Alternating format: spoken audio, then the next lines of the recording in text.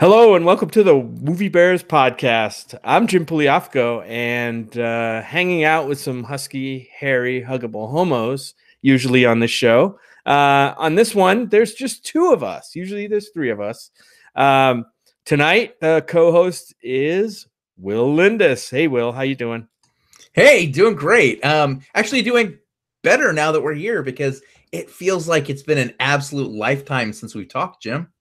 It has been. It's been a while since we talked. I mean, we stay in touch over the social media chats and all that, but it has been a while since we talked and specifically talked about movies. And I'm excited to do that tonight because it's like I said, it's been a while. We've probably both seen a ton of movies. We got a couple of cool movies tonight. Tonight's going to be our kind of Netflix focused episode where we're going to do a bit of Netflix catch up. We're going to talk about two Netflix releases and maybe some other Netflix stuff, right, Will? So, Jim, are you telling me that we're gonna Netflix and chill tonight? We are going to Netflix and chill, just the two of us, Will. And it's just two because Brad Harris, normally our host and our third, that we almost can't be a team without, is on a business trip this week. And ironically, he's on a business trip to your town, Will. But work has him so locked down, not just during the day, but also in the evenings. And you probably know how this goes on business trips. Oh, I think we all do, because one of the things that's, I guess, that I'd like to lampshade is that we've been promising a very specific episode coming up very, very soon. And that's our 2019 MBP Awards. Well, we're going to push those back one more week to next week because we need to have all three of us here for that. But it's funny because this is our third time pushing it back. It's kind of a running joke at this point. But we push it back the first time because I had a business trip. The second time because Jim had a business trip, and the third because Brad had a business trip. So we've all contributed equally to this, like this weird recipe that just pushed everything back. But you know what? It's okay. It's okay because the movies we're talking about tonight are kind of cool. Well, they're going to be fun to talk about. Let's say that. They'll be fun to talk about. We'll have to see how cool these movies are, I guess, or how enjoyable. The conversation's going to be cool. It's going to be chill. Yeah. So instead of just beating around the bush, well, actually, let's beat around the bush a little bit more. Yeah. We've all had travel. I had a business trip to somewhere snowy last week, which was not very fun. But then we were also in Puerto Vallarta, which was a blast with bears. So that was cool. We didn't get to see any movies in Puerto Vallarta, although I was tempted to go to one of the movie theaters there to see, like, do they show I think they show like the normal movies we have here. So like if you went there this week, would you see like the Lego Movie Part 2 just totally in Spanish? Or would they have like English subtitled versions maybe playing? I don't know. It would be interesting to see a movie in Mexico, I think. Well, yeah, and you also got to think that every country has, for a film to come out, there has to be a distributor for that country that puts that film out to the theaters or out to the streaming platforms or whatever. So when you say that a movie is out, that's because it's received distribution in that country. So very likely, obviously, like the big blockbusters, Disney is going to push their stuff out. That stuff is going to happen regardless. But there's a lot of films that are going to be on very, very, very different timetables, sometimes earlier, sometimes later in different countries. And that would have, I've not done that. I've not had a theatrical experience in another country. And I feel like that's something that I definitely need to knock off the bucket list. Yeah. And I think it'd be fun, except, you're on vacation and you're doing all kinds of fun stuff. It's kind of hard to psych yourself up for taking yourself off the beach or off the tour boat or out of the jungle or away from the pool and the other bears to go sit in a movie theater, which you can do at home, right? And it's weird because, like, I almost had the opportunity to sort of knock the international film off of my bucket list. And then something else had come up that knocked that away. But So our friends of the show, Bill and Adrian at Green Screen of Death, they do a 24-hour film marathon, and I had in Canada every 2 years, and the next one is coming up, and I had already kind of blocked away some time for when it would come up this year that I would hop a flight and go join those guys. But it's going to happen. I know we've been talking about this offline, but like I'm in the process of buying a new house, and I think we're going to be closing like a week and a half before that. So it's like I just can't justify an international trip at the same time. Right. Wow. Yeah. Well, that's right, Will. Congratulations on the offer of your on your new house being accepted, and I'm sure that's super exciting. But I'm sure you're also like swamped, busy with like getting your house, packed up and kind of it's a major life undertaking to move like that. It's so much. Like this week alone, I took off some time to go get the new house inspected. We're selling ours, so the inspectors are coming to the house tomorrow. Doing a bunch of cleaning and packing, and wherever I can, I'm just like, well, let's just put everything on this shelf into a box, and everything on this shelf into a box, and so I've still managed somehow to like cram a bunch of movies in there because I mean, how could I not? But it definitely has been like squeezing them into the margins. Yeah. And, this is also the time of year when this is kind of catch up on movie time year, right? I mean, catch up on movie year time. It's like a lot of great movies came out like right at the end of last year, and maybe some of them got nominated for awards and we haven't got to see them all. I know, Will, you're on a specific quest to see every single film that's been nominated in like the major acting and movie categories and shorts before the Oscars. So tell us a little bit about that. Yeah, so every year I kind of I look at the Oscars, like every film that's been nominated, and I think, well, how can I really say it should have been so and so when I haven't seen all of the films in that category or haven't necessarily seen all of those performances? And that's not even counting like the great performances and filmmakers and crew members who were snubbed. But so this year, last year, I came very, very close to seeing all of them. I think I ended up skipping like Ferdinand because I just couldn't be bothered. And like one of the foreign language films. This year, I ended up looking at the list of nominees and was like really, really close. I thought, I'm going to do it. So tomorrow night, I'm going to see the animated shorts. This weekend, I'm going to see At Eternity's Gate.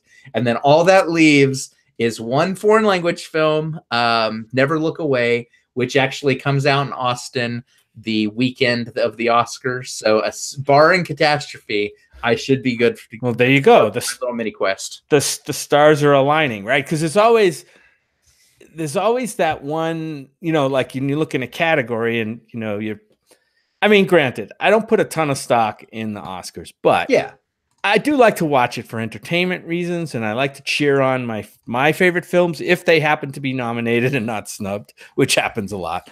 But especially this year. Yeah.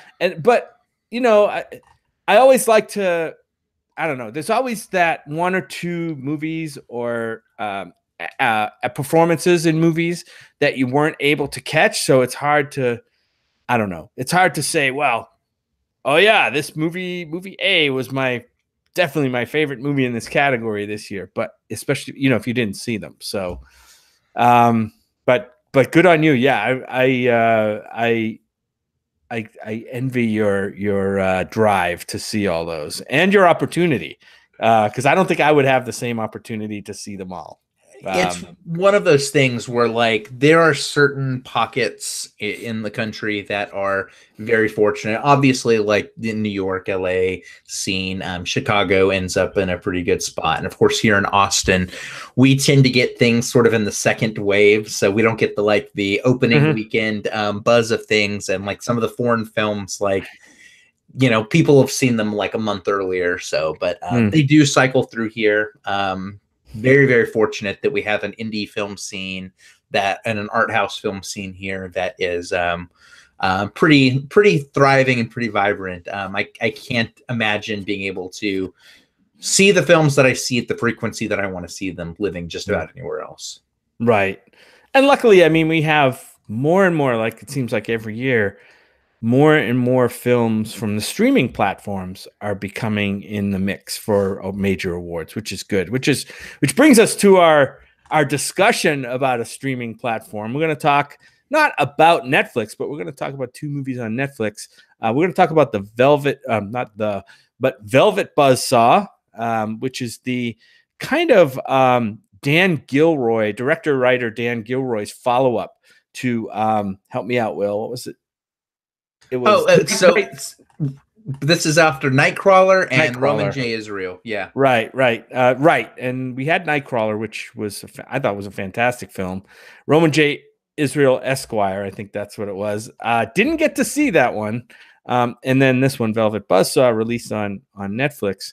We're also going to talk about a documentary film that's out on Netflix right now and causing a lot of buzz, called Abducted in Plain Sight, which is a documentary about, let's just say it's about a kidnapping and not spoil anything else until we get to it. So, Will, what do you think? Did you want to kick us off for these movies? You ready to go?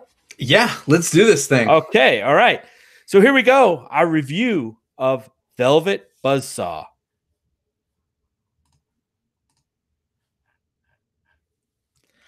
All right, so yeah, Velvet Buzzsaw, as you mentioned, Jim, this is the latest film by Dan Gilroy. You mentioned he gave us Nightcrawler, which I think was one of the best films the year that it came out.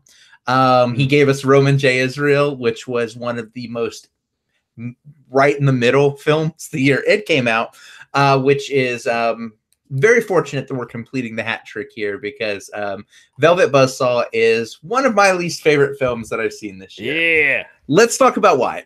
So this is a supernatural horror film. The premise is the different members of this of the art circle, you know, between people that run exhibits, sellers, buyers, everyone that's sort of involved and profits off of this very specific series of paintings that are found by this one unknown artist. Well, every single one of them that profits from him has vengeance acted upon them by some supernatural force. We'll talk about how that's executed and how, I guess, they're executed here in a minute. But this film has a pretty interesting cast, all things considered. It reunites Gilroy with Jake Gyllenhaal, who was the lead of his first major film, Nightcrawler. It also reunites him with Renee Russo, who was not only in that film, but is also Dan Gilroy's wife. We also have some fantastic people in this film, between Toni Collette, who red hot, kind of going off of our discussion from earlier, gave us the best performance of last year, as well as Daveed Diggs, John Malkovich. There's some Zawe Ashton, just some really, really solid people in this film. Mm-hmm. And unfortunately, what happens with these performers is I think they're really going for broke. Like, I really like what Jake Gyllenhaal did. I really like what Toni Collette did here. So I can't blame them at all for the problems with this film. What I can blame is the script, which had zero connective tissue drawing the scenes together. You have this long setup, and then you have this series of bad things happening to people, which we'll talk about in spoilers. But there's nothing that really draws those characters together aside from their connection through this art community.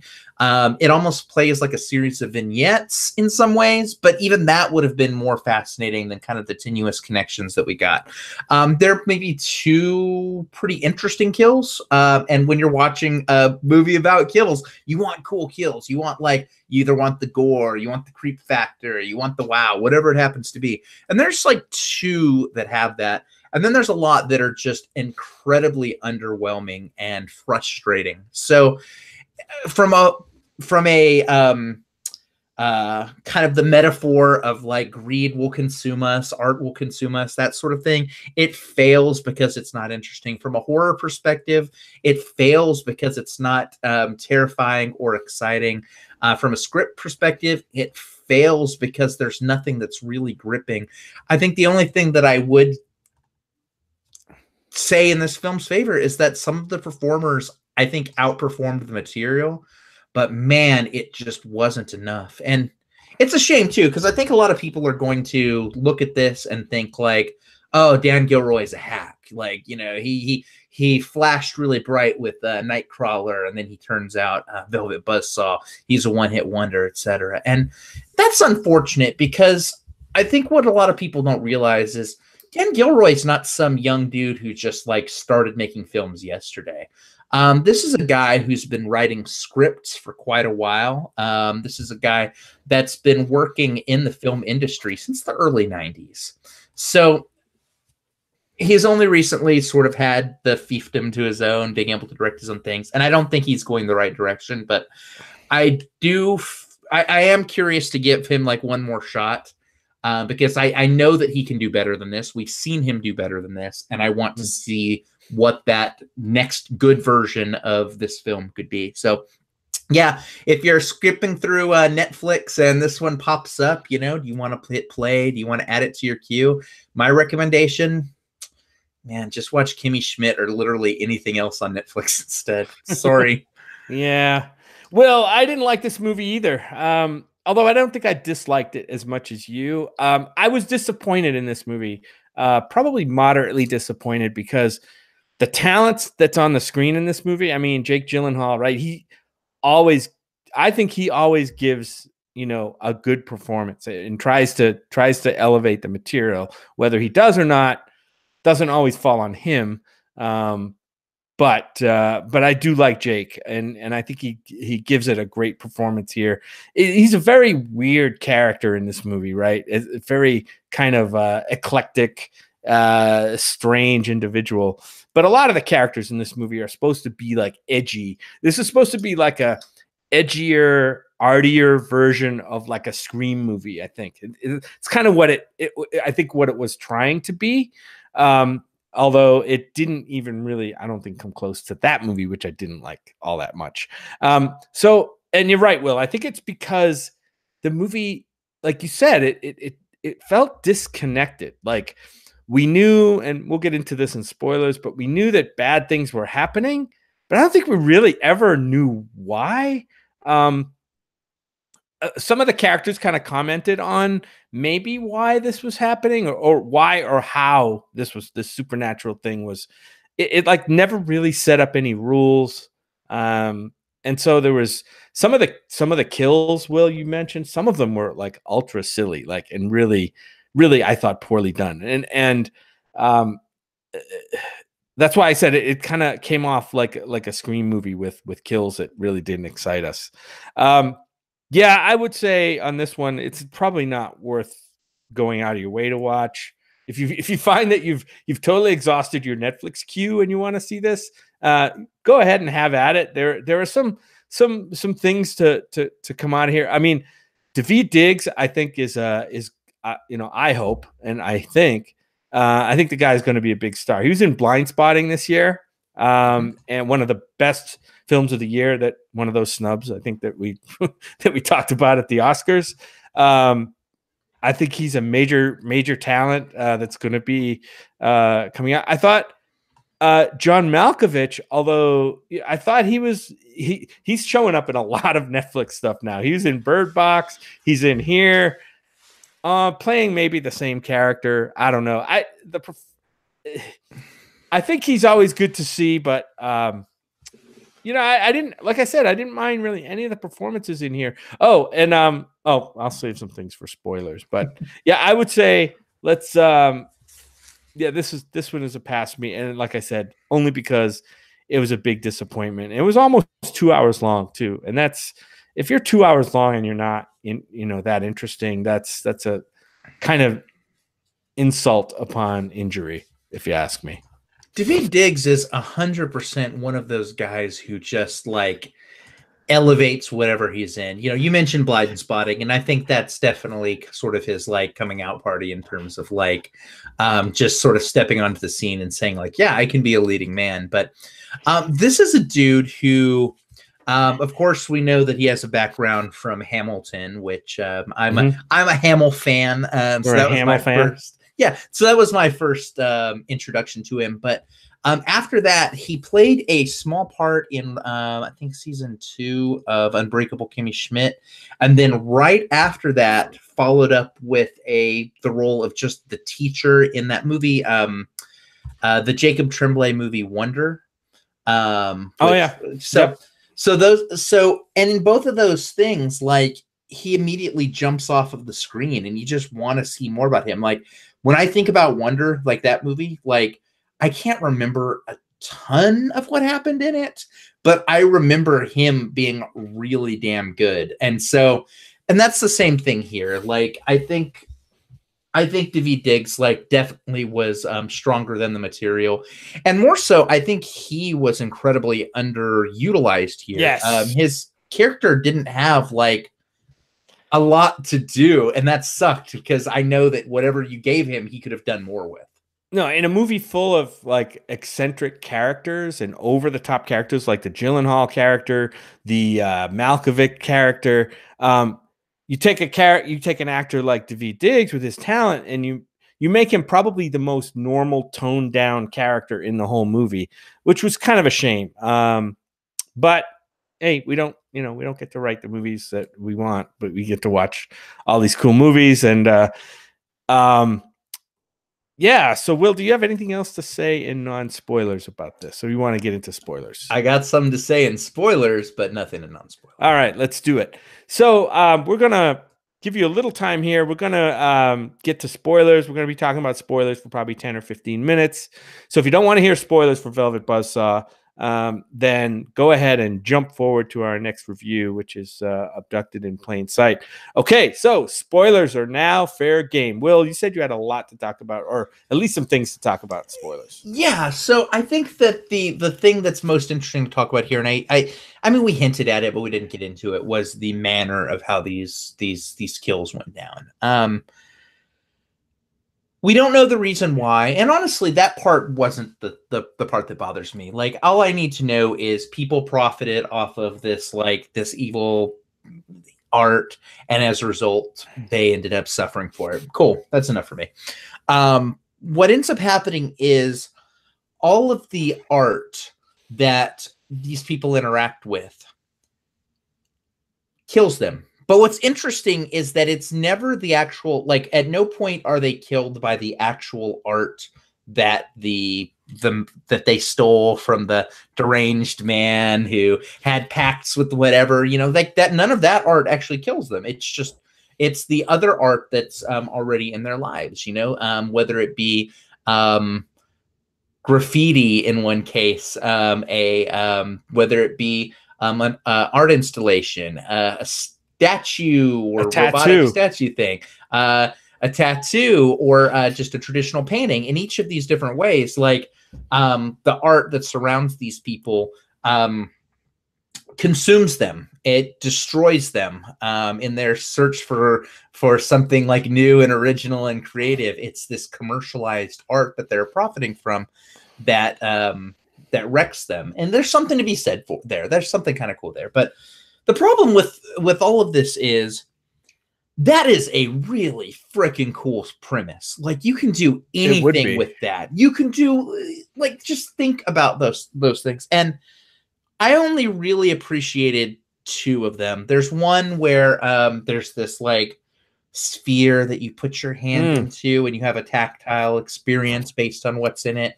And one of the characters puts her hand in there, and it gets chopped off, and she bleeds to death. Which, in and of itself, for that to be like the art installation version of a kill, is a little weak. Like, in that, like, it's you put your arm into it and it chops it, whatever, But what was really cool about it, probably the best scene in the movie, was in the immediate aftermath. She's laying there, she's bled out and dying, and, like, people think that it's part of the exhibits that are touring children through. It's kids, and they're tromping through the blood. They're stomping the blood, and they're just like, oh, okay, yeah, this is really good art. And I thought that was really neat. Like, that was the moment where I'm like, this is the promise of what this film could have been. Yeah. And that death was kind of cool. Will, I got to ask, which of your tattoos would actually kill you if they could? Man, I am fucked if my tattoos came to life. Let me talk you through them, okay? So I can only show one on camera, but I've got a literal freaking ray gun on my arm. Oh shit! So already screwed there. On my ankle, I've got Chingu, the one of the Fantastic Fest mascots, who, by the way, wields a set of He's like kitchen knives. Yeah. So I've got knives and guns already. I've got a giant jellyfish on one arm, so I'm screwed there.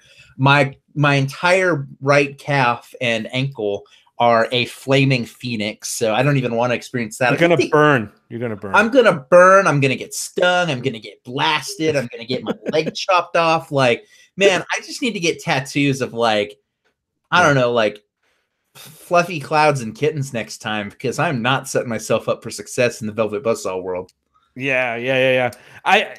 But as good as some of those kills were in the movie, like some of them were really lame. There's a light bulb one that I thought was kind of pretty run of the mill as far as that goes. And I think the movie was trying to say, well, I think you poked at something a little bit there. The movie, I think, seemed like it maybe at one time had something on its mind to talk about, like how art consumes the business of art. You know what I mean? Consumes artists and consumes everybody within that world, because the movie was not just a horror movie, but I think it was supposed to be kind of a satire of the art world, and mainly the business surrounding the art world, and how much money some of these paintings get, and the selling and the brokering of the stuff. And not only that, I think it had also something to say about criticism of art, and maybe even that could bleed into what we do, which is kind of criticism of movies,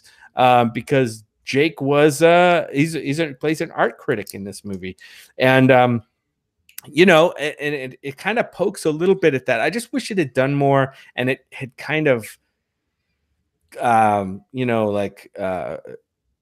coalesce. What's the word I'm looking for? Like coagulated together into something that really made sense, because that's where my disappointment comes from. It just didn't live up to the promise of what I think it probably could have been had it been fully cooked. Exactly. Like, this is a film that it knows what it was saying. It says it clearly enough. It just doesn't say it in an interesting or fun or engaging way. It's like, okay, we're going to poke fun at the world of art criticism and commercial art. Cool. Mm-hmm. I'm on board. That'll be fun. But it just doesn't do so in a fun way. It's not. This film feels like it needed another set of passes at the script. As it stands, I wanted to see more of like the cause and effect type stuff. Like not the I don't need the reasoning for stuff as much. But when I think about the Final Destination movies, for example, you don't watch the Final Destination movies for like backstory or for character. Mm-hmm. What you watch them for is for these like Rube Goldberg effects for each kill, right? Mm-hmm. And so like inventive, there's inventive. A girl goes into the tanning bed and you're like, oh, what's gonna happen? Is it gonna be this? No, okay, no, it's not. Oh, is she gonna get cooked? No. Is that gonna fall on her? No. And so you're watching the scene very actively. That could have happened in this film. You could have used that exact same thing, but instead, like there's one death. The very first one I think is the worst. The one where he just kind of gets, after a car crash, he just wanders into the room and just gets kind of like sucked into the painting. Yeah, it didn't make any sense to me. Like it's a nothing. It was a nothing kill. And it was the first major kill, too. And it's a character we don't even really know much about or care much about.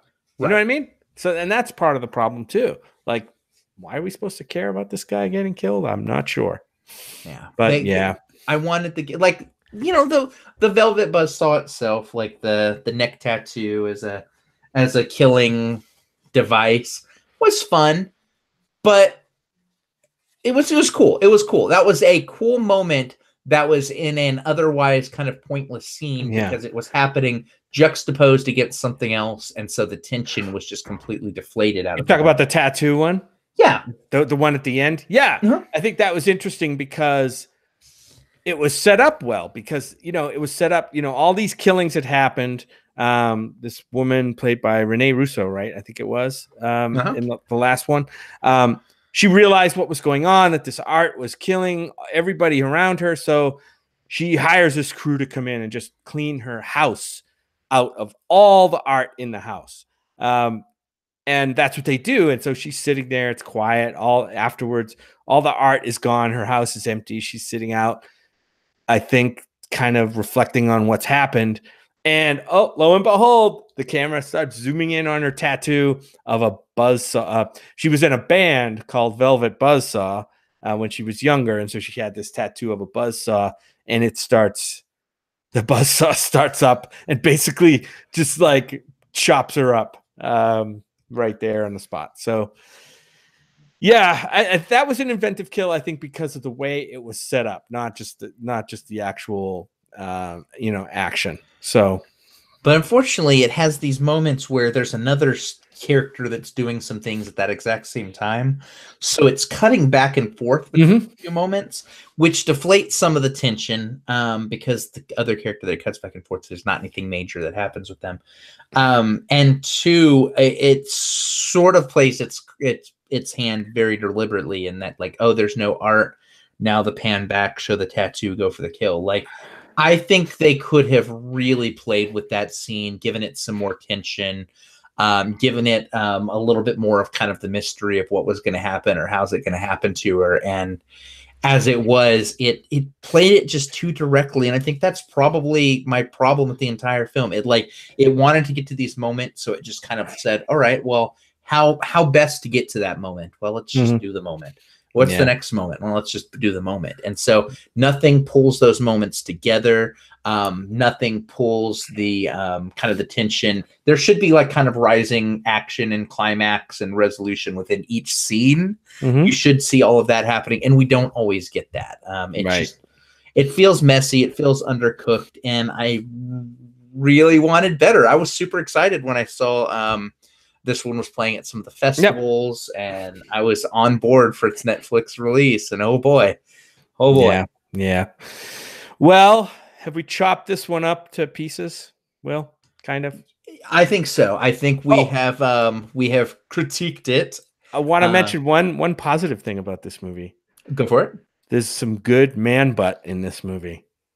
There is some man butt in this movie, yes. Yes, so there's some man butt. So that the movie, in spite of the flaws that we've just told you about with this movie, man butt was not one of the flaws. Because it did. I think we saw Jake man butt.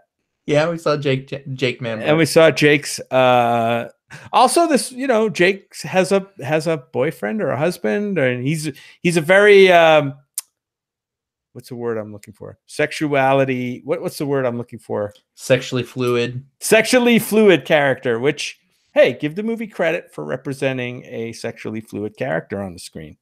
And so, yeah, that's all I want to mention other than since we've been very kind of negative on the movie. So give it. No, this is good because now we've critiqued this one, which or we've reviewed this, but. And now our art's gonna come alive and consume us. So what have I got in here? I got oh shit. Oh, I got all this shit related to. I got a Godzilla and a big robot over here. I think they're coming after me. So last year's Fantastic Fest poster is right behind me, and I don't know what that thing is, but it's gonna that dragon's gonna eat me. Yeah, it's like a cat, dragon, something, lion. I don't know. All right, well let's move on to another Netflix movie. This one is, as we mentioned at the top of the show, is called Abducted in Plain Sight. Will, why don't you kick us off with this one? Absolutely. So Abducted in Plain Sight is a 90-minute crime documentary. I'll read the IMDb description just to be kind of safe. IMDb calls it the twisting, turning, stranger than fiction true story of the Brobergs, a naive, church-going Idaho family that fell under the spell of a sociopathic neighbor with designs on their 12-year-old daughter.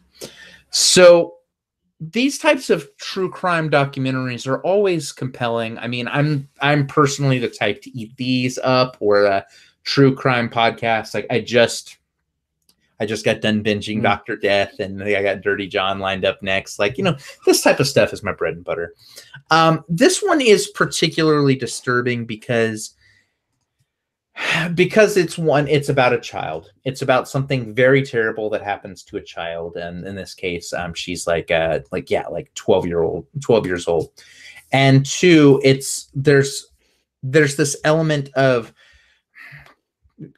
complicitness that comes from family and community and church and all of these different elements that helped enable this terrible thing to happening. Since it's a real life case, I know we can go into some of the details and pre-spoilers without going too crazy.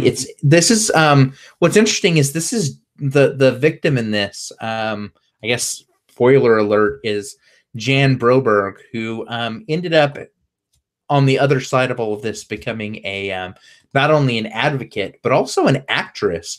She was in she was one of the major characters in the Elijah Wood remake of Maniac from a few years back. And she has roles in Iron Man 3 and a few other things. She's not for most things leading lady stuff, but she's definitely got a film career. And so that I did not know. Yeah. It was interesting. So I'm like, where do I know her from? And it's I didn't recognize her as the technician in Iron Man 3, but I recognized her as, she was in Maniac. I was like, okay. Oh, that's where. Yeah, I like this documentary. I like these types of documentaries because they're always very compelling. They're very twisty, turny mystery types. It feels like a pulp novel. And you kind of forget at moments oh yeah, this is a real thing that happened to a real person. And you have to sort of contextualize all of that. I guess the most interesting part of the case is the thing that I'll leave for spoilers, which is kind of how all of this came to pass. Suffice to say, it's a story about a girl who gets kidnapped, and about the sociopath that has his designs on her, and the ways that all of this came to play. So I liked it. It's really good. It will have you. Someone on my Facebook page just now, when I posted that we were going to watch this, his name is John. He said it will have you cursing at your television, and this one will have you cursing at your television. There's some characters that you just want to reach through the screen and just scream at, just why would you do this thing? And it's not the characters that you think that you might think. Right. So right. Yeah, I like this. Not documentary of the year or anything like that, but as a kind of a gripping, pulpy watch. Abducted in Plain Sight did it for me. Well, so I'm glad to hear you recommend it. I would too. This movie, I'm glad you brought up, or somebody brought up on the Facebook post, that it made you want to go through the TV and throttle some people. It's one of those documentaries, if anybody's seen the series Making a Murderer, it's similar to that in that way, and that you're seeing people do, or hearing about real people doing really dumb or really just wrong things that really would anger most people. And you're going, why? This is really, really pissing me off. And this movie will do that. This one actually, in my mind, probably could have been something like the Making a Murderer thing. There's a lot in here. There's a lot of aspects to this. It's not just about a sociopath having designs on a kid. There's a lot of aspects to this. So with, like Will said, with the parents, with the community, with the law enforcement, it's all there, and it's pretty harrowing story. And we'll probably get into spoilers pretty quick. The other thing I'll say is this movie reminded me a bit of one of my favorite movies of all time, another documentary called Stories We Tell, but only not in terms of the story itself, but in the way it was assembled and put together. This movie, I think, has some archival, like family photographs and stuff. But I also think there was some reenacted scenes scattered throughout this movie with actors that were meant to kind of add a dimension of seeing into the past, I guess, into what this ordeal was like for this family and this woman, girl at the time and woman now, Jan Broberg. But I definitely recommend this. It's not an easy watch though. It's kind of a bummer to watch this, especially at the end, and we'll talk more about it in spoilers. Will, did you have anything else you want to talk about before we jump into spoilers? No, I think we should spoil this thing. Yeah. All right. Well, now that you've had a little time, we're going to jump into spoilers for about 10 or 15 minutes. So if you don't want to hear spoilers, jump to our plugs. And here we go. Spoilers are now fully in play for Abducted in Plain Sight. So, Will, you think it's a bad idea to give your male neighbor who's trying to seduce your 12-year-old daughter a hand job in the car? Is that a bad idea? Well, now that yeah, of course. Of course.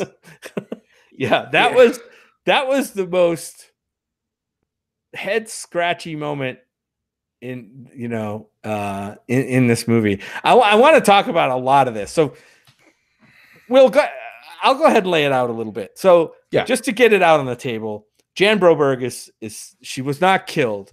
No. She got basically seduced and molested over many, many years from the time she was 12 until I think she was like 16 or 17, maybe older. I'm not sure, by this neighbor who was who was a pedophile, obviously. But not only that, but I think there were people around him that knew he was a pedophile and still, like the brother. I mean, we talk about the brother who kind of knew he was a pedophile, but like, yeah, he's kind of that way. He's always been a little pervy. He always liked the little girls, and nobody alerted this family. Or it's almost like there may be more to this story that this movie didn't bring out. And not only that, like this story is about when you look at where it's about multiple systems falling apart, because for something like this to happen, there are several places where this shouldn't have happened along the way. But this is a person that was, I don't want to say respected within the community, but there was some respect for him within the community and within the Church of Latter-day Saints that they were all part of. Yeah. Where they met the parents who were equally enamored with this guy for different reasons. He seduces and forms a relationship with the mother, and also somehow convinces them that he's a good influence for the daughter. So to the point that he has a key, he's doing chores around the house, he's allowed to sleep in the same bed with her. He's allowed to, when she says, I want to marry him, and he says, I want to marry her, that's encouraged. Like, there's so many different points here where the parents are, the film definitely goes out of its way to make sure that we know that in some ways they were victims too, that they were snookered by this guy, that they were taken in by his charms and were naive to kind of what pedophilia even was. And, I take that with a bit of a grain of salt, all things considered, in that I feel like, parents, I struggle to think of how like someone could not realize this was happening. But either way, between the church, between the community, between the parents, one of those gates should have kept this pedophile away from this young girl, and they didn't. And not only that, at one point, he does make off with her. They go away for a bit. He's abducted, or he abducts her, and finally she comes back, brainwashed by him, like hates that she had to come back home. And then it happens a second time, Jim. Yeah, I know. A second time. He's allowed back into basically into the fold. To maybe not to the same level, but he's allowed to be with her again. And then it's just weird. I just wonder how much, as I'm watching this, and it's good. Look, it's easy to, after the fact, after we see this fucking 90-minute documentary, it's easy for us as the consumer of this story, the way it was presented to us, to start placing blame, right? It's as a society, I think if we're good at anything, it's placing blame or trying to place blame. But I think there's so much blame to go around here, in the story. But it made me wonder how much, I've known some folks, some friends, some gay friends that have been, pretty involved in the LDS church. Yeah. And I know that obviously, the homosexual, homosexuals are definitely second-class citizens, not accepted by that church, right, to my knowledge. And at one point in the story, this guy, what's his name? Will, his name was Bob. Bob something. Kept calling him like Brother B, Bob. B, right, and B. Yeah. So anyway, this guy, not only is he seducing a 12-year-old girl. Oh, Berchtold, right? Yeah. He seduces both parents sexually to try to get them, like, put distance between the parents and put distance between the parents and the kids so that he could have easy access to this girl that he was fixated with. And I wonder how much, I guess I just don't know how much the father, who happened to be a florist, and owned his own business, how much some maybe repressed homosexuality kind of played into this story too. The movie did not highlight that very much. We're talking about negatively repressed, deeply repressed homosexuality, because he is obviously devout in the church, and you wonder what kind of conflicts had arisen in him as well. And they kind of played off that a little bit. There was a moment in the story where Berchtold was threatening, after the kidnapping took place, made them sign a waiver or some kind of statement under the threat that he would expose the father as a homosexual.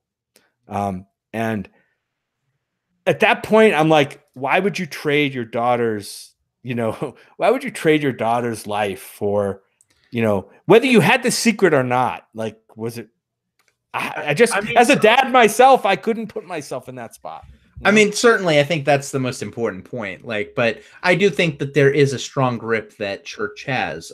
We've seen that time and time again, where people are put into uncomfortable. And I'm not saying religion is bad, churches are bad, or whatever. No, that's not the direction I'm going. But I do know that those are institutions run by people who want to, and as with any people, there are some that want to maintain power bases and will actively punish anyone that makes waves or isn't fitting exactly the mold, or tries to break down those systems. So I know that how damaging that can be. That's why you get things like gay conversion camps. That's why you get these types of things happening, is because people are so, this is the only community that they may know, this church community, the people in their area, who worship the same way as them. And if they feel like they're going to be cut off from that, that must feel like them being isolated from, air quotes, everyone in the world, everyone they know.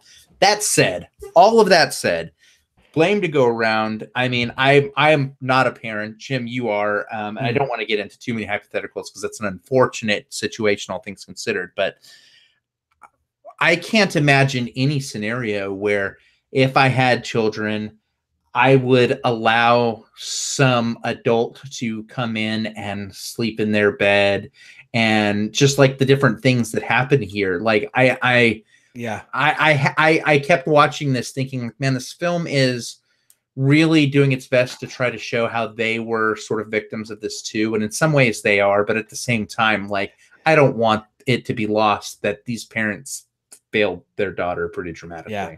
And the other thing that was profound is that they failed her several times over throughout this ordeal. I mean, the stuff that this guy Birchtold did to kind of brainwash her, basically, this like took her. You talk about how child abuse will steal a child's, childhood away from them, right? And basically throw their childhood away, which should be, a happy time, and have to deal with this. This was one of the worst cases I've ever heard about of that happening. I mean, this guy went through things like trying to convince her that there was an alien plot, like a 12-year-old girl tied up in a trailer. There was an alien plot that she had to marry this guy. And she believed this well into college, if I remember right, according to her story in this. So how deeply ingrained that damage has been. That damage can't be undone.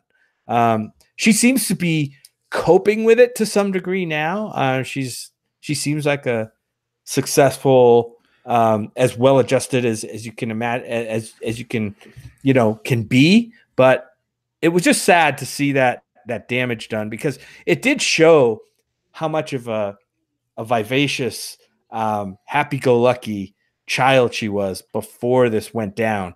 And to have that stripped away was, I thought, like, profoundly sad. Profoundly sad. But the bright side of this whole thing, or whatever you want to call it, is she's turned into an amazing advocate for child abuse, for the scenarios that she's gone through. She's written books, she's gone on tours, she's done speaking. In fact, that was even an interesting part of the documentary where even as an adult, and she's been deprogrammed from the brainwashing, and she has she's going on tour. Well, for a while, Birchtold was showing up at all the different things. Like, was basically stalking her into adulthood, like trying to intimidate her and trying to control her. It's unbelievable. It's unbelievable the number of times this guy was able to, like, get away with doing some terrible things. And then you think, like, this is where my mind goes. Like, well, if the system is set up to fail that incredibly on so many levels that this person could keep getting out of jail card, like literal get out of jail free cards,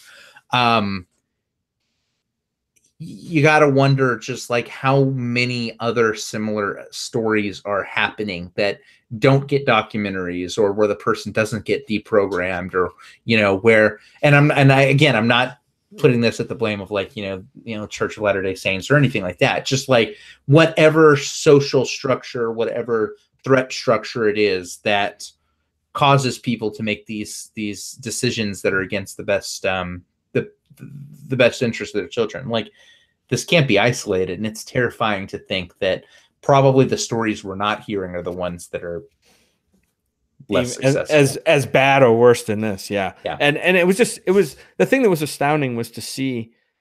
I mean, this guy was doing this, like, obviously the parents saw what was going on. The other children in the family saw what was going on.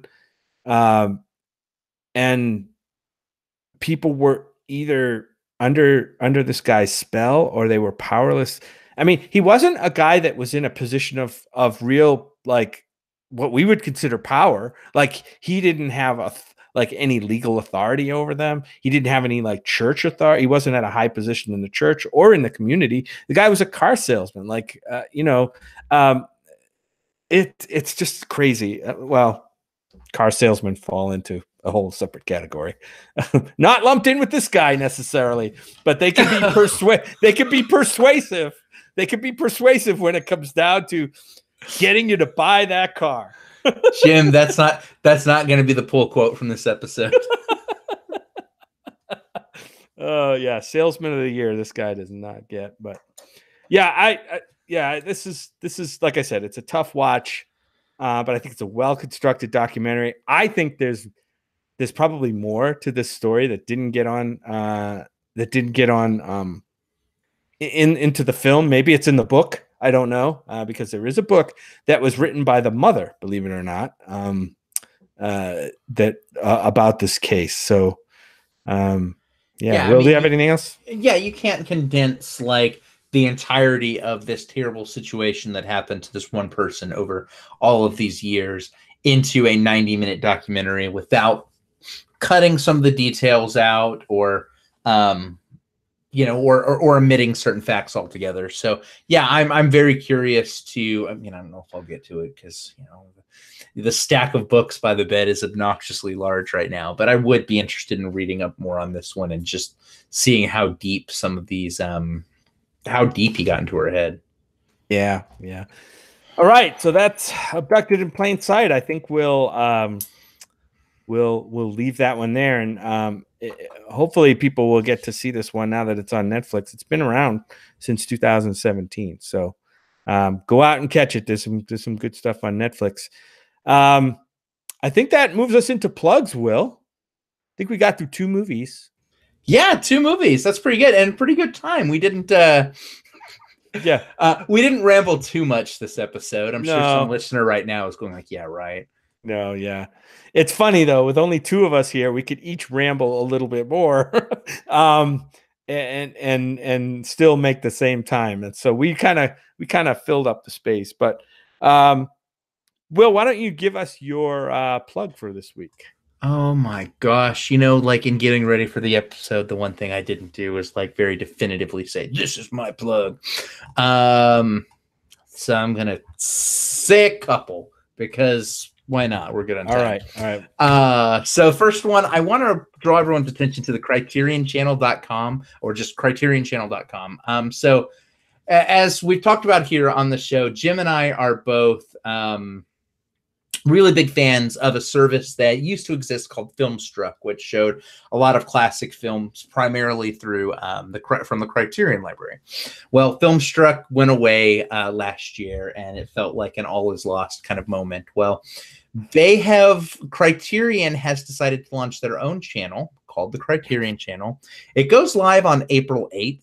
And so it's a monthly streaming, just basically the Criterion Collection films, which is great.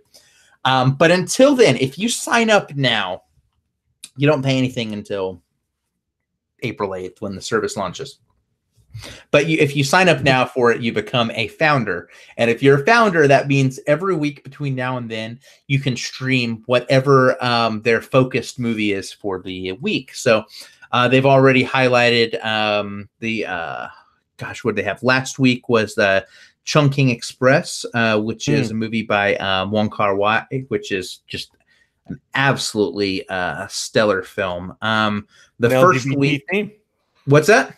With an LGBT theme. Yeah, absolutely.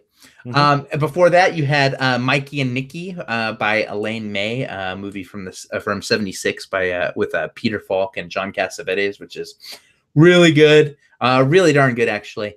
And then right now, there is a set of movies by Albert Finney, who, of course, unfortunately passed away. Was it this week? He passed away this week. But it's 2 of his films, Saturday Night, Sunday Morning, and then, gosh, what's the other one? Oh, Tom Jones. So it's like a double feature this week. So you should sign up for it if you're a classic film fan. You're going to have fun with this. The other thing I'd like to plug this week, just because I don't know when we're going to get a chance to really talk about it otherwise, but fuck it, now's the right time. The Lego Movie 2, the second part, came out, and it's really, really good. I think just like with the first one, this film franchise, more so than any adaptation of like a toy line, understands not just what its product is, but like the implications and its product not being Legos. Well, no, like, because like if you think about it, like the thing about any toy, it's like it has a certain impact on the way people interact with it, right? So this isn't a movie, like most of these movies are just, well, let's just make them Legos and let's have them fight stuff. Let's make them Legos and let's make them fall in love, or let's make them Legos but sci-fi. And instead, this is a movie that is, the first movie was about the act of like creation, like, you know, like what it is for someone to interact with these toys and to create versus someone who has to follow instructions and be very rigid, which is exactly the way you interact with those toys. And this one has to do with the way that you bond with other people in your family about, you know, how you might look up to someone and try to emulate them, and how you might, as you grow older, how you might be more focused on edgier things. It's a lot of really cool stuff happening here. The Lego Movie, the second part, just like the first one, is one of the best animated movies of the year that it came out. I think this one's probably going to be one of the best movies, best animated movies of the year it came out. So kudos to it for being really damn good. Yeah, well, we haven't caught up to this one yet because of all the travel, but I'm under strict restrictions on which movies I can see without Brad, and this one's on the restricted list. So I don't know if I can say I'm looking forward to it, but based on your recommendation, I'll go in optimistic. I wasn't a huge fan of the first movie, even though I think most people loved it. I think I was way in the minority on that one, but so yeah, this is this one, and the new one that's coming out in a week or so, or maybe 2 weeks. The new How to Train Your Dragon movie are two of the first animated movies for the year that will be maybe talked about toward the end of the year. So looking forward to both of those. Interestingly enough, this is so we had the first Lego Movie was I know that Phil Lord and Chris Miller had a role to play there. Of course, they had a role to play in Spider-Man Into the Spider-Verse, and of course here with the new Lego Movie. Like, these guys are great. Like, you know, like so we should sprinkle a little Lord and Miller on a lot of films, probably. Yeah, like they're the types of guys who, like, you know, like, and no one's above a reproach. They made Solo, and or they were involved in Solo for parts of it, and I have less positive things to say about that one, unfortunately. But you know, these guys are good. These guys are really good. They are good. I had fun with this one. It was really good. Awesome. All right. Well, thanks. I'm going to plug, since we were plugging Netflix, we're not plugging, since we were reviewing Netflix movies on the show, I'm going to stick with the Netflix theme. I've been watching Netflix a lot, mostly because on my trips, that's, you know, I downloaded some stuff from Netflix. And one of the things I downloaded based on a recommendation I heard somewhere, and I may not have given this one a thought in the forefront of my mind. It's a performance movie called Springsteen on Broadway. So this is a like, it's the final performance of Bruce Springsteen. It's kind of a solo acoustic show where he does storytelling and does a few of his more popular songs. I guess I was surprised to learn that he did a 250 show run at a theater in New York City of his show, his one-man show. The guy is super talented. If I know it may not be everybody's musical taste, but in the late 70s, he was kind of the soundtrack of my young adulthood, like after high school, getting my first job, listening to like the Born to Run album and Darkness on the Edge of Town, like constantly. And as I've grown older, and of course Bruce has grown older, I've come to appreciate even now some of the songwriting in his songs, like the poetry that he writes and puts to music. This is a really, like I said, intimate show. He tells stories, like really stripped down stories of his life. He doesn't come across as a rock star in this movie. I'd recommend watching this if you're, if you have any interest in Springsteen at all, and want to see what like the real guy is like. This is a really good look at it, and it's a well done documentary as well, well shot, and it's a one-man show, but I was riveted to the show most of the time. It's called Springsteen on Broadway, and you're going to find it on Netflix right now. So here's a question, because I think that there's something about these music docs, or I guess any doc where it's like where you get to know the real them, or whatever that type of thing, where you get to see behind the veneer, get to see behind the mask. Like that can go one of two ways. Like you either walk away from it going like, man, I respect this guy even more, or sometimes just like, oh, okay, well, I still like the music. Yeah. Did this one leave you with a more positive taste in your mouth, or absolutely, because Springsteen's been I haven't been a super fan of his. I've always appreciated his music, but I never like got to know the artist. I wasn't a fan where I go like Wikipedia his life or anything like that. But to hear him tell it, like, just kind of gave a different dimension to where he's coming from. Like one of the first thing he says, and this is a mild spoiler, right up front, he's often thought of like, the working man's like music rock star. But he says, you know what? I never worked in a factory a fucking day in my life. I'm a liar. I'm a liar. Like these songs, I'm a liar. I never did any of that shit. So you can listen to my music, but just know that I'm a liar right up front. And that honesty just kind of blew me away, like hit me in the face.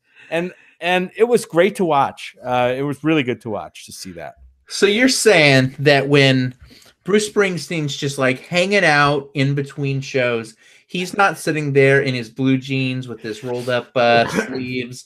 With cigarettes. Like, cigarettes, like working on a car or like building a fence or something. Never did. Not a day. Not a day. Never did. He grew up. He got a guitar when he was young and started banging on his guitar and just writing songs and played in bars and before he got in a band and all that stuff. So yeah, it's a pretty interesting look, and to hear some of his songs stripped down, I thought was really good too. Okay, so next you're gonna tell me that he never actually went dancing in the dark, right? He may have danced in the dark. I bet he did. I bet he dances in the dark when he sings the song on stage. They probably turn the lights off. Was he actually born in the USA? He was born in the USA, somewhere in New Jersey, I think. Oh, not on the. Oh, so he was born in New Jersey. Okay, all right. Yeah. I don't know if he went down to the river either. Yeah, or if he was born to run. Yeah, I don't know if he was born to run. Yeah, I'm running out of Bruce Springsteen songs. You should know more about this one guy's like. I don't know. What am I missing? Yeah.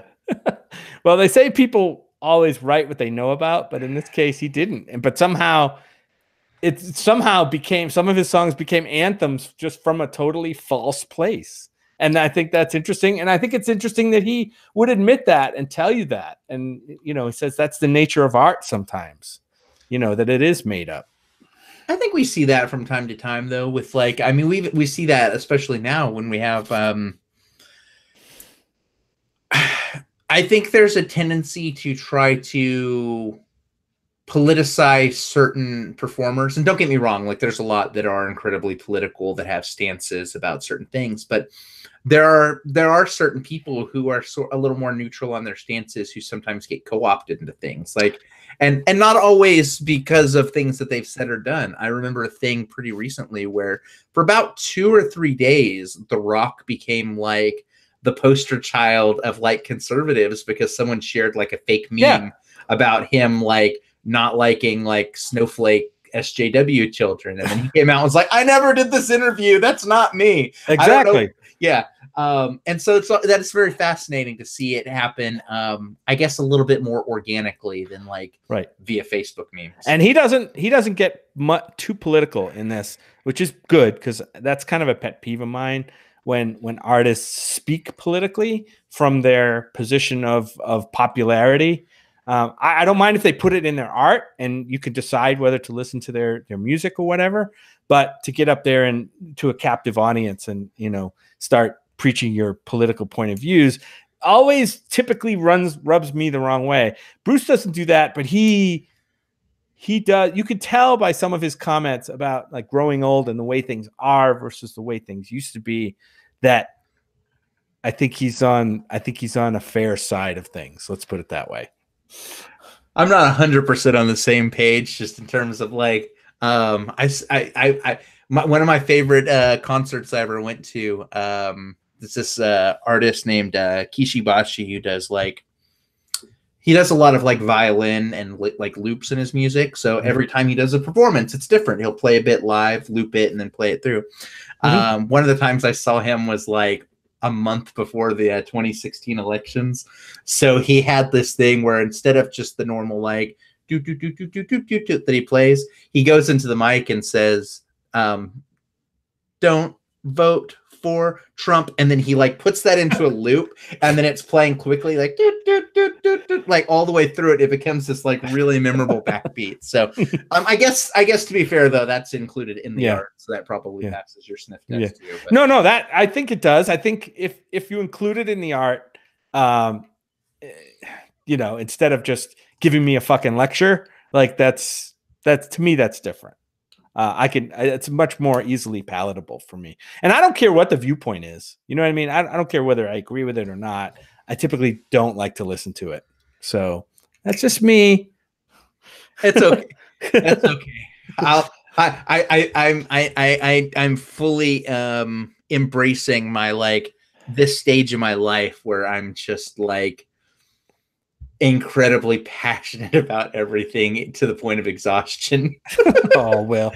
Welcome to like 2019, right? Well, you have a new house and you should be passionate about that, right? Oh, I'm super passionate about that. It's gonna be really cool. I've got and I'll be I got two. This is the first time I've ever had like a 2-story house. So I'm like super stoked about that. Probably not during the moving process. That's gonna suck, but yeah, that'll be a lot of work. I don't envy you there. But we'll get to kind of jump into the middle of it at some point because we're going to South by Southwest. We'll be seeing you in a 2.5, 3 weeks or whatever. 3 weeks or so. Yeah. I mean, that's right around the corner. And we're going to be closing.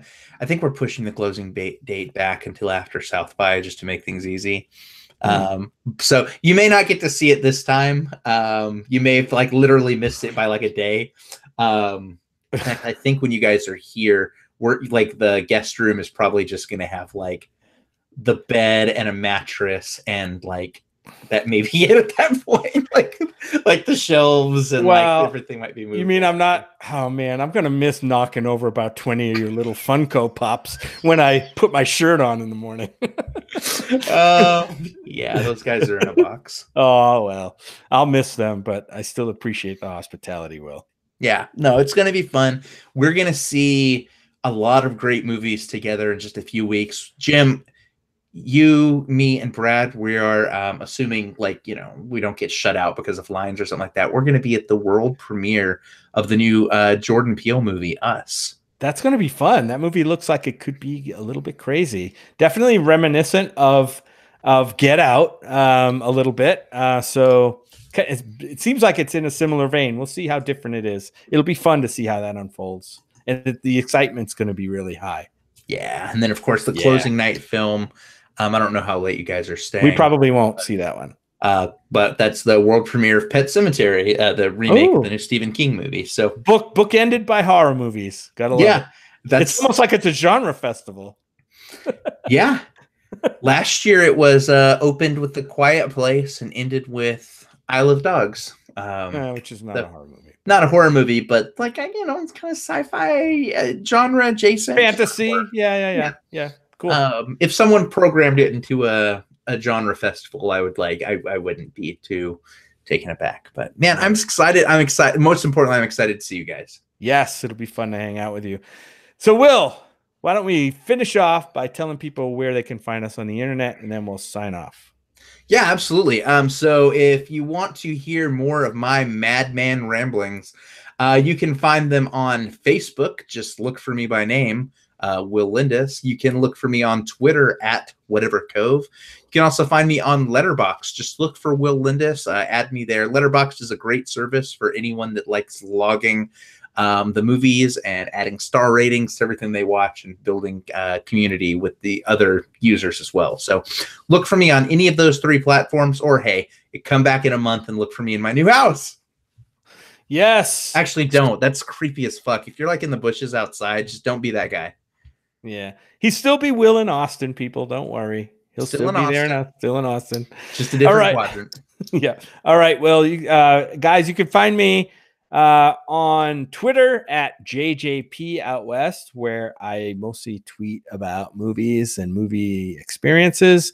You can also find me on Facebook under my name, Jim Pugliafico. So look for us there. We'll be back, I think, next week with our Movie Bears Podcast Awards. These are not your typical awards, people. These are our own special categories that we're going to unleash on you. And not only that, people can contribute to our awards, right? Absolutely, you can. If you want to follow along and cast your own votes, you can. I'm getting the link for right now because, of course, I wasn't prepared with it. Sorry. No. It's all good. Facebook is just way slower than it should be when I'm trying to get exactly here. Perfect. So all you have to do is just go to your browser and do moviebearspodcast.com/MBP-awards-2019. So MBP Awards 2019, but with hyphens separating the MBP and the 2019. If you check that out, and you can also find the link on our Facebook page, there's a quick 10 questions that you have to fill out. It's super easy. It'll take you 5 minutes. And then once you do, we'll have that information. And when we do our episode next week, we can share some of the juicier picks with the listeners. So we want you to please fill this out if you can. Yeah. Be part of the show. Be part of our Barry podcast here. We'd love to talk about your picks as well as our picks next week. So I think that's it. Until next week, I think that is indeed it. Right. So until next week, everybody, we'll see you later. Have a good week. Bye. Bye.